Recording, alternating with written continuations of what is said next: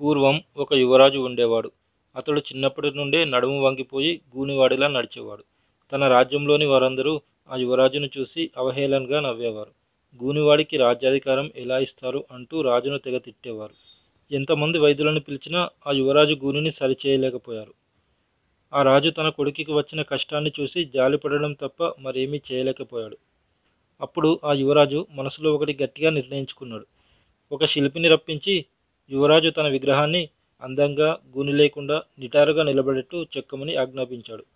ఆ శిల్పి యువరాజు కోరిక మేరకు యువరాజు విగ్రహాన్ని గూని లేకుండా నిటారుగా చాలా అందంగా చెక్కాడు. ఆ యువరాజు రోజు ఆ విగ్రహాన్ని చూస్తూ తనను అలా ఊహించుకునేవాడు. తన మనసులో గూనివాడిని అనే భావనను పూర్తిగా చెరిపేసుకున్నాడు.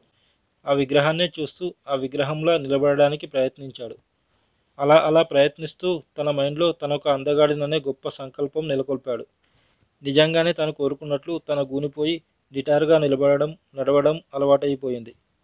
ఆ విగ్రహానికి అనుగుణంగా తన రూపురేఖలు, అందం పూర్తిగా మారిపోయింది. ఈ విధంగా మనం మన మనసులో ఏదైనా సంకల్పాన్ని గట్టిగా అనుకున్నప్పుడు ఆ సిగ్నల్స్ మన చిన్న మెదడులో ప్రభావితమై మన ఉనికిని దానికి అనుగుణంగా మార్చేస్తాయి. అది ఎలాగంటే, మనం బాధ్యతలతో ఏదైనా పని చేస్తున్నప్పుడు ఏ టైంకి ఏం చేయాలి, ఏ టైంకి లేవాలి అనే సంకేతాల్ని మన మెదడు మనకు అందిస్తుంది. బాధ్యతలతో నిద్రపోయేవాడికి అలారం అవసరం ఉండదు.